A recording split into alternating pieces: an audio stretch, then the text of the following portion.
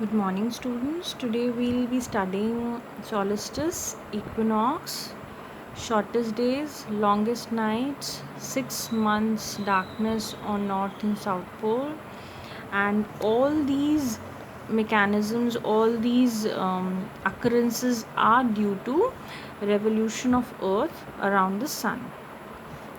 Now, the first thing is we'll take this position, this position. Now, what it is, the particular northern hemisphere is closer to the sun.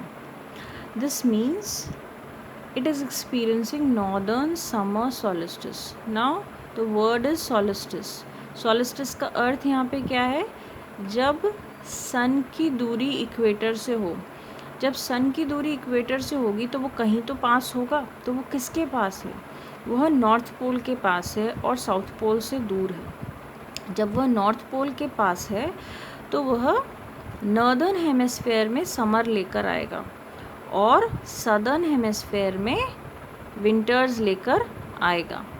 तो इसके फलस्वरूप southern hemisphere में जो south pole है वहाँ पे 6 months darkness रहती है और नॉर्दर्न हेमिस्फेयर में ट्रॉपिक ऑफ कैंसर हम सभी जानते हैं 23.5 डिग्रीज नॉर्थ, 23.5 डिग्रीज नॉर्थ पर लॉन्गेस्ट डे होता है जून 21 को, और उसी दिन जून 21 को 23.5 डिग्री साउथ पे लॉन्गेस्ट नाइट होती है, यानी कि शॉर्टेस्ट डे होता है ट्रॉपिक ऑफ कैप्रिकॉर्न पे. This we should remember. Again we can learn this that what is June 21st. जून 21 को सबसे बड़ा दिन होता है उत्तरी गोलार्ध में और सबसे छोटा दिन होता है दक्षिणी गोलार्ध में, और सबसे लंबी रात होती है दक्षिणी गोलार्ध में और सबसे छोटी रात होती है नॉर्दर्न हेमिस्फेयर में, यानी कि उत्तरी गोलार्ध में. ऐसा क्यों होता है? ऐसा इसलिए होता है क्योंकि सन की दूरी इक्वेटर से तो है,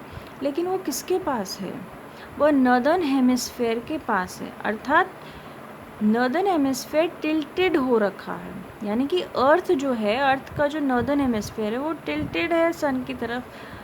इसका अर्थ ये है कि ये पोर्शन जो है वो सन के करीब है और सदर्न वाला पोर्शन, दक्षिण वाला भाग सन से दूरी पर है.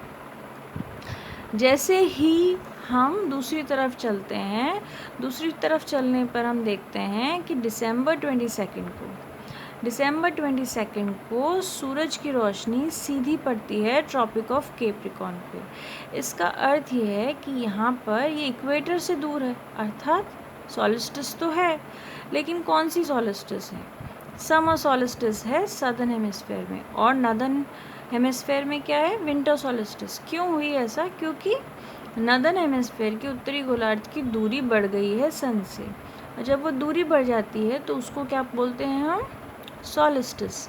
और जब सन बिल्कुल करीब होता है इक्वेटर के तो उसको हम बोलते हैं इक्विनॉक्स.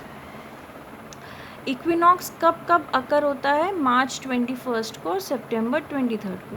हम वापस से आते हैं इसके ऊपर. अब ये क्या बोल रहा है? दिसंबर 22 को ट्रॉपिक ऑफ कैप्रिकॉर्न पे सूरज की सीधी रोशनी पड़ती है, उसके कारण वहाँ पर लॉन्गेस्ट डे होता है. जब यहाँ लॉन्गेस्ट डे होगा तो ट्रॉपिक ऑफ कैंसर पे क्या होगा? Shortest day. और जब यहाँ शॉर्टेस्ट डे होगा तो यहाँ की नाइट क्या होगी? लॉन्गेस्ट. और ट्रॉपिक ऑफ कैप्रिकॉर्न की नाइट क्या होगी? सबसे शॉर्टेस्ट. तो by this diagram we can understand what is meant by solstices and equinox. solstice का अर्थ ही सीधा सा ये है कि जब सन के करीब हो कोई भी वह पार्ट जो कि इक्वेटर ना हो. इक्वेटर से जब वो पास में आता है तो वो इक्विनॉक्स बन जाता है, और जब दूसरा कोई पार्ट सन के करीब आता है तो वह सॉलिस्टिस बन जाता है. और जब नॉर्दर्न वाला जब वहाँ पर वो पास में आता है तो वह समर्स लेकर आता है, और कोई भाग जो दूर चले जाता है वहाँ विंटर्स ले आता है. तो इसको हम सीधे से समझ सकते हैं कि अर्थ के टिल्ट के कारण जब पृथ्वी सन के चारों तरफ, सूरज के चारों तरफ घूमती है, तो ऐसी स्थिति में क्या होता है कि नॉर्दर्न हेमिस्फेयर कभी सन के करीब आ जाता है और कभी सदर्न हेमिस्फेयर सन के करीब आ जाता है। ऐसा होने पर वहाँ समर सीज़न होता है और दूसरे हेमिस्फेयर में क्या होता है, विंटर सीज़न होता है। और मार्च 21 और सितंबर 23 को एक ऐसी पोजीशन आती है जब सन इक्वेटर के बिल्कुल नियर होता है, बिल्कुल पास होता है, उसका डिस्टेंस बहुत ही कम होता है। ऐसी स्थिति में सूरज की रोशनी पूरी पृथ्वी पर समान पड़ती है। समान पड़ने से इक्वल डे एंड नाइट होते हैं। इसी को इक्विनॉक्स कहते हैं।